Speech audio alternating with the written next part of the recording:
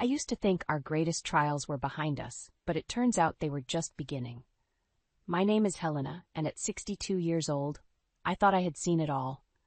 I've been a nurse for over 30 years, caring for others through their most vulnerable moments.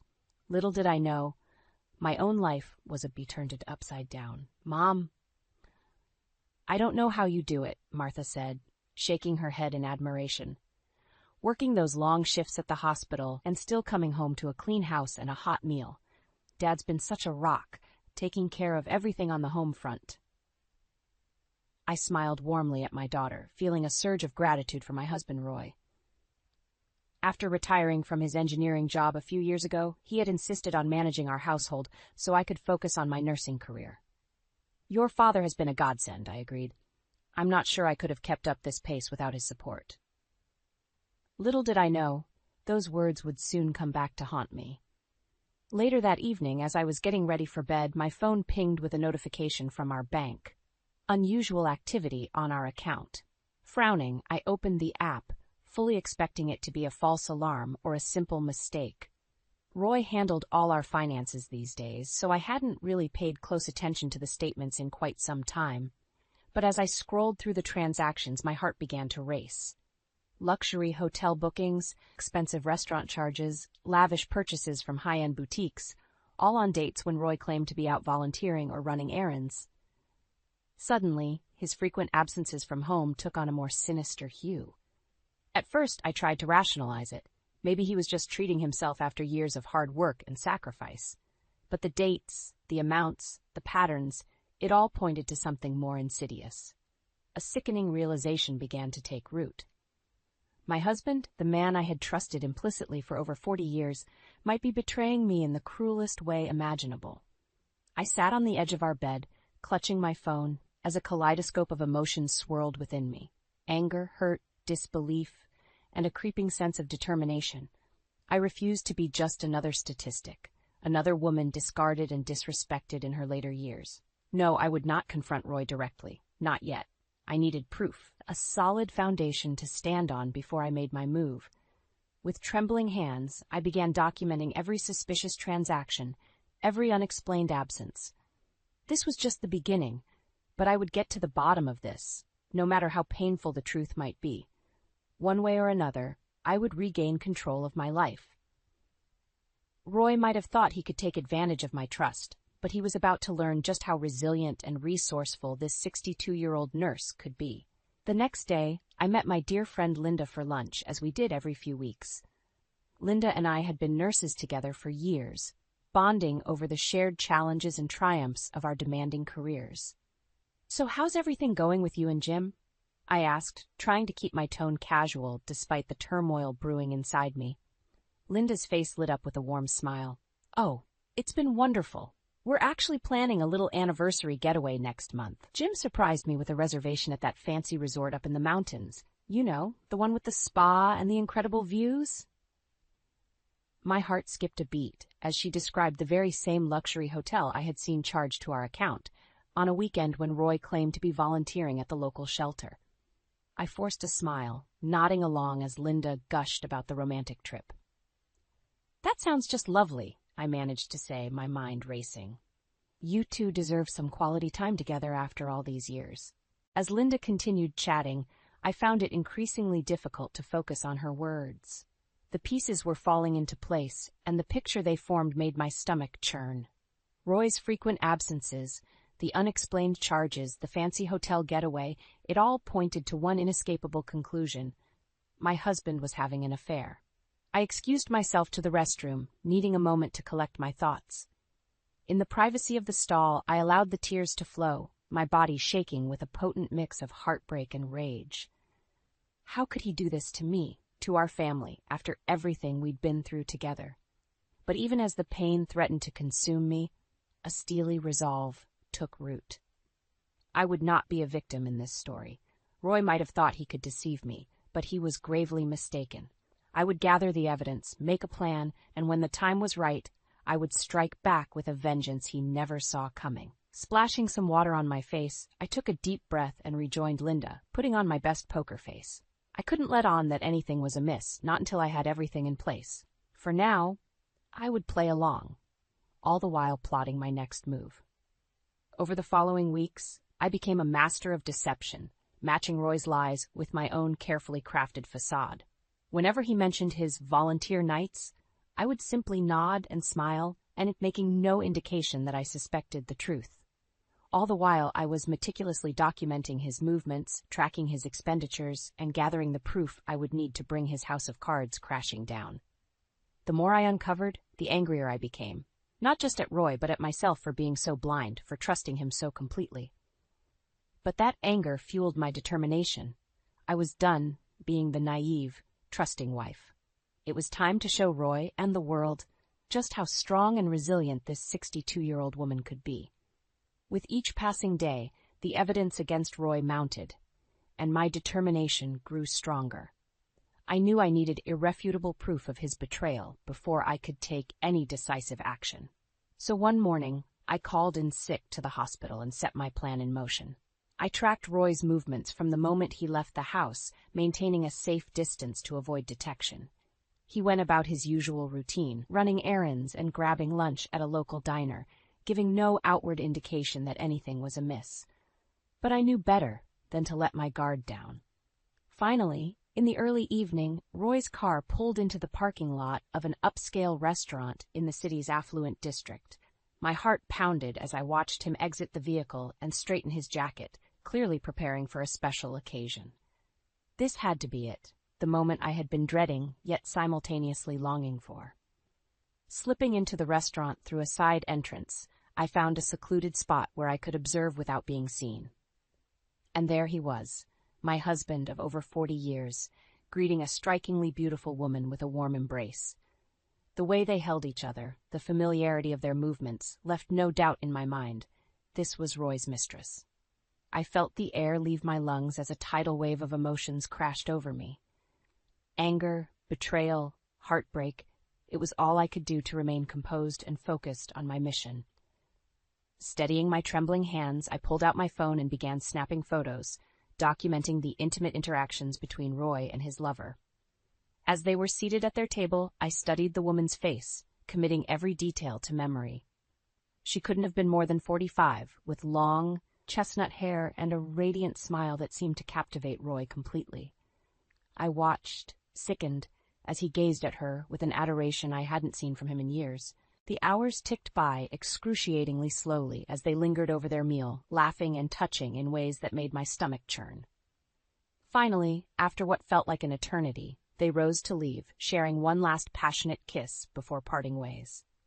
I followed at a safe distance, my mind racing with 1,000 unanswered questions and a burning desire for vengeance. Once Roy returned home, I retreated to my car, the weight of the evening's revelations threatening to crush me. But even as the tears streamed down my face, I refused to surrender to despair. No, this was merely the first step in my quest for justice. With a steadying breath, I reviewed the damning photos, letting the evidence of Roy's deceit fuel the fire burning within me. He might have thought he could carry on this sordid affair indefinitely, but he was gravely mistaken. I was just getting started. From that moment on, there was no turning back. I would uncover every last detail of Roy's betrayal, gathering the ammunition I needed to bring his world crashing down around him. He had made the grave error of underestimating me, and he would soon learn just how devastating the consequences could be. With the damning evidence of Roy's affair burning a hole in my pocket, I knew I needed to take the next step. I couldn't do this alone, not only for emotional support, but to ensure I covered all my bases legally and financially. This was a battle I intended to win. I reached out to my younger sister, Patricia, a retired teacher whose wisdom and level-headedness had always been a guiding force in my life. We met for coffee at a quiet cafe, and as soon as she saw my face, she knew something was terribly wrong. "Helena, what is it? You look like you've seen a ghost," she said, her brow furrowed with concern. Taking a deep breath, I laid everything out for her. The suspicious charges, the luxury getaways, and finally the incriminating photos of Roy with his mistress. Patricia's eyes widened in disbelief as the truth sank in. "That lying, cheating snake," she hissed, her usual calm demeanor giving way to righteous anger on my behalf. "After everything you've done for him, for your family?" I nodded, fighting back tears as the weight of Roy's betrayal threatened to crush me once more. I don't know how long this has been going on, or how deep the deception runs, but I can't confront him yet, not until I have an airtight plan in place. Patricia reached across the table, taking my hand in hers with a reassuring squeeze. You're doing the right thing, sis. That bastard doesn't deserve a woman like you. We'll take him for everything he's worth, and then some. Over the next few weeks, Patricia became my co-conspirator, my rock in the storm of turmoil that had upended my life. Together, we strategized, considering every possible angle and outcome. We knew there would be fallout, both emotionally and financially, but our primary concern was protecting my career and ensuring Martha's life wasn't disrupted more than necessary. With Patricia's guidance, I began meticulously documenting every shred of evidence against Roy, from bank statements to phone records. I also reached out to an old friend, Caroline, whose savvy business acumen and extensive connections would prove invaluable in the battles to come. Don't worry, Helena, Caroline assured me during one of our clandestine meetings. We'll make sure you get everything you're entitled to, and then some. Roy won't know what hit him. As the pieces fell into place, I felt a sense of empowerment slowly replacing the despair that had threatened to consume me. Roy might have thought he could discard me like yesterday's trash, but he was sorely mistaken. I was a woman reborn, fueled by a burning desire for justice and retribution. No more would I be the meek, trusting wife, blindly following her husband's lead. From now on, I would be the master of my own destiny, and Roy would pay dearly for his transgressions. With Patricia and my friends by my side, I was ready to wage war, and I didn't intend to lose. With Patricia and Caroline's support, I began laying the groundwork for my grand exit strategy. Every move had to be calculated, every contingency accounted for. Roy couldn't be allowed to gain the upper hand, not for a single moment. At home, I maintained a careful facade of normalcy, greeting Roy with a warm smile and engaging in our usual routines. All the while, I was slowly packing away essentials, organizing important documents, and transferring what assets I could into secure accounts he couldn't access. My friends at the hospital proved invaluable allies, helping me secure a new living arrangement and offering emotional support during those long, sleepless nights. I'd worked too hard, sacrificed too much, to let Roy's deception derail my career or my financial security. With each passing day, the deception weighed more heavily on my conscience, but I refused to falter, drawing strength from the memories of the life Roy and I had built together, a life he had so callously discarded for his own selfish desires. Finally, the perfect opportunity presented itself. Roy announced he would be volunteering for a long weekend, no doubt squandering our hard-earned money on another lavish rendezvous with his mistress. As I wished him a safe trip, feigning cheerful ignorance, a surge of adrenaline coursed through my veins. This was it, the moment I had been meticulously preparing for. The second Roy's car pulled out of the driveway. Patricia and I sprang into action. We worked with military precision, swiftly packing the essentials and loading them into her car. Every box, every bag represented another piece of my life being reclaimed from the wreckage of Roy's betrayal. With the practical matters handled, I turned my attention to the emotional side of my grand exit. I gathered Roy's most prized possessions. The vintage watch I'd gifted him on our 25th anniversary, the framed photos from our dream vacation in Italy, even his beloved recliner, and arranged them in the center of the living room. Then I laid out the evidence of his infidelity, bank statements, phone records, and most damningly, the incriminating photos of him with his mistress. I wanted him to see, with crystal clarity, the depth of his transgressions laid bare before him. Finally, I penned a letter, pouring out my anguish and my resolve in equal measure. Roy, I wrote, my hand trembling with a potent mix of sorrow and rage. For over 40 years, I gave you everything, my love, my loyalty, my unwavering support, and you repaid me with deceit and disrespect, shattering the sacred vows we made before God. I took a deep, steadying breath, steeling my nerves for the words that would sever our once unbreakable bond. I deserve better than to be cast aside like an old, worn-out relic. I deserve a partner who cherishes me, who values the life we built together. Clearly, you are no longer that man. So I'm leaving, Roy, leaving you to the wreckage of your own making. Don't try to find me. Just know that you brought this upon yourself and upon us." With those parting words, I sealed the letter, placing it atop the stack of evidence like a damning verdict. My message was clear. The jig was up, and there would be no second chances. Hand in hand with Patricia, I took one last look around the home that had once represented my hopes and dreams. Then, with my head held high and my spirit fortified by an unshakable resolve, I walked out the door, slamming it shut on that chapter of my life once and for all.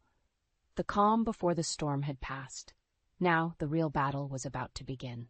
The day had finally arrived, the day I would sever ties with Roy and reclaim my life once and for all. As he prepared to leave for his supposed volunteer weekend, I fought to maintain my composure, greeting him with a warm smile that betrayed none of the turmoil churning within me. "Have a great trip," I said, pressing a tender kiss to his cheek. "I'll miss you, but I know how important this work is to you." Roy beamed, completely oblivious to the fact that his world was about to come crashing down around him. "I'll be back before you know it, dear. Love you." With those parting words, he was gone, driving off to pursue his sordid affair while I put the final phases of my plan into motion. The second his car disappeared from sight, Patricia arrived, her face set in a determined expression that matched my own resolve. "Ready, sis?" she asked, pulling up to the curb. I nodded, adrenaline coursing through my veins. "More than ready. Let's do this." We worked with machine-like efficiency, swiftly loading every essential item into Patricia's car: clothes, personal mementos, important documents. With each box I carried out of that house, I felt a weight lifting from my shoulders, as if I were shedding the shackles of Roy's deception one by one. As we stripped the home bare, I couldn't help but reflect on the decades of memories contained within those walls. The joyous celebrations, the hard-won triumphs, the quiet moments of domestic bliss. So much of my life had been interwoven with Roy's, and now I was cutting those threads forever. But rather than despair, I found strength in those recollections. They reminded me of the woman I had been before Roy's betrayal, strong, resilient, devoted. I had built this life from the ground up, and I would be damned if I let him take that away from me. With the practical matters handled, I turned my attention to one final, deeply symbolic act. I gathered Roy's most prized possessions, the ones that had once held such sentimental value, and arranged them in the center of our now barren living room. The vintage watch, the framed photos, the well-worn recliner, all laid out like an effigy of the life we had once shared. Atop that pile, I placed the evidence of his transgressions: bank statements, phone records, and those damning photos that had set this entire upheaval in motion. I wanted him to see, in no uncertain terms, the depth of his betrayal and the price he would pay for it. Finally, I penned a letter, pouring out my anguish and my resolve in equal measure. "You made your choices, Roy," I wrote, my hand trembling with a potent mix of heartache and rage. "And now you'll have to live with the consequences." With those parting words, I sealed the envelope, placing it atop the stack of evidence like a damning verdict. My message was clear. Our marriage was over, and there would be no second chances. Hand in hand with Patricia, I took one last look around the hollow shell that had once been my home. Then, with my head held high and my spirit fortified by an unshakable resolve, I walked out that door, slamming it shut on that chapter of my life once and for all. In that moment, I felt a surge of power and liberation unlike anything I'd ever experienced. Roy might have thought he could discard me like an old, worn-out relic, but he was gravely mistaken. I was just getting started. When Roy returned home from his supposed volunteer trip that weekend, I can only imagine the shock and confusion that must have washed over him. As he pulled into the driveway, the house appeared perfectly normal from the outside. But the moment he stepped through the front door, his world came crashing down around him. The home we had shared for decades was stripped bare, every trace of my existence carefully removed. In the center of the barren living room lay a tableau that must have chilled him to the bone, his most prized possessions arranged like an effigy, topped with the damning evidence of his infidelity. Bank statements, phone records, and those incriminating photos of him and his mistress, Lisa, stared back at him like a lurid accusation. And there, atop the pile, was my letter, a final, devastating proclamation that our marriage was over for good. I can only imagine the panic that must have seized him in those first few moments, the desperate confusion as he tried to make sense of the situation. His frantic calls to my phone went unanswered, of course, only adding to his growing desperation. Perhaps he thought I would eventually come to my senses, that this was all some elaborate misunderstanding that could be smoothed over with pretty words and empty promises. But as the hours ticked by and the reality of my absence sank in, the true weight of my actions must have hit him like a ton of bricks. Not only had I left him, but I had done so with a meticulous strategic precision that left him utterly powerless. The realization that I had been quietly gathering evidence and making preparations right under his nose, well, that had to sting in a way few betrayals could. In his desperation, I'm sure Roy reached out to Lisa, the woman for whom he had so callously discarded our marriage. But she, too, had faced the fallout of my carefully orchestrated revenge. With the evidence of their affair laid bare, her own life had been thrown into turmoil, thus leaving Roy well and truly alone to contend with the consequences of his actions.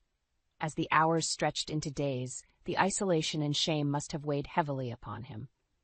This was no longer just a matter of a broken marriage. This was a personal hell of his own making, a purgatory crafted by the very woman he had so grievously underestimated. With each passing moment, I imagine Roy's mind replaying every interaction, every lie, every deception that had led to this moment. The years of memories we had shared, the life we had built together, all tainted by the bitter truth of his betrayal. And through it all, the damning evidence of his misdeeds stared back at him, a constant reminder of the price he had paid for his indiscretions. My letter, that final proclamation of freedom and resolve, must have felt like a dagger to his heart, twisting with every rereading. "You made your choices, Roy," I had written, my words carrying the weight of a life's worth of pain and disappointment. "And now you'll have to live with the consequences." For a man who had once held such power and control, the utter helplessness of his situation must have been a bitter pill to swallow. He had gambled everything on his ability to deceive me, and in the end, he had lost it all: his marriage, his dignity, and any semblance of the life he had once known. As for me, well, I had emerged from the ashes of our broken union like a phoenix reborn, stronger and more resilient than ever before. Roy's world might have been crumbling around him, but mine was just beginning anew, a life free from the shackles of his lies, a future forged on my own terms. And if he thought this was the end, that I would simply fade away into obscurity, well, he was about to learn just how mistaken he truly was. In the aftermath of my daring escape from Roy's web of lies, Patricia became my rock, my safe harbor in the storm. With a heavy heart, but an indomitable spirit, I moved in with her temporarily as I set about rebuilding my life from the ashes of our shattered marriage. Those first few nights, as the weight of everything I had endured came crashing down around me, Patricia and I would stay up late into the evening, sharing stories and shedding tears of both sorrow and relief.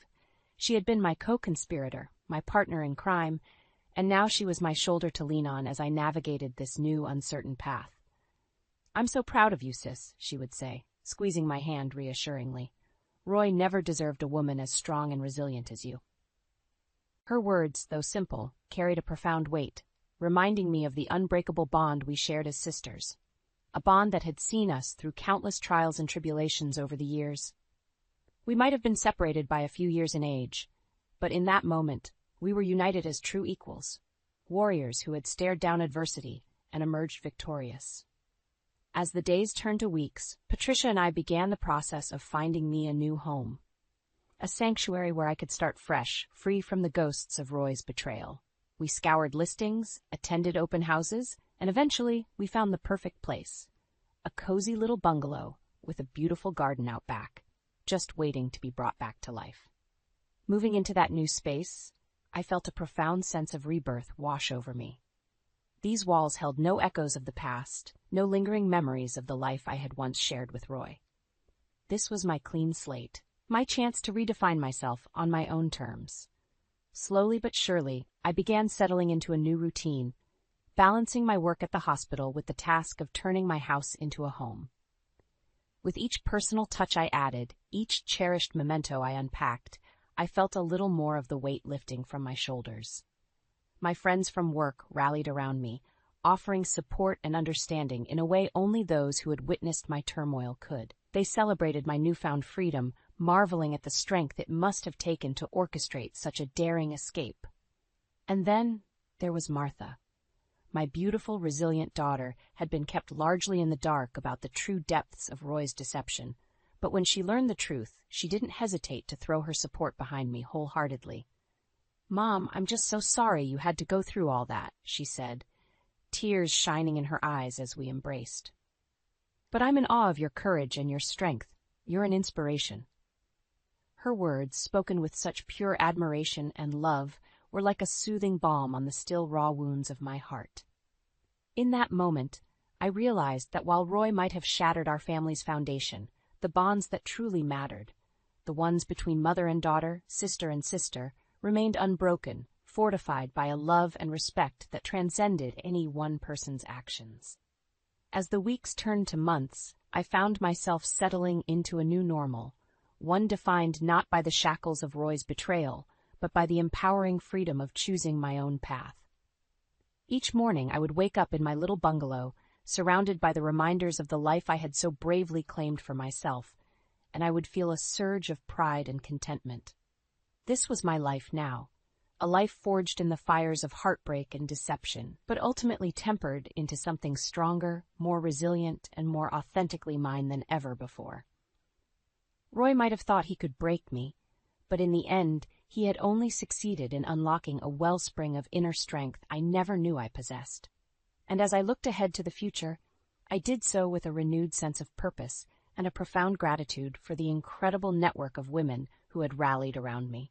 My sister, my daughter, my friends.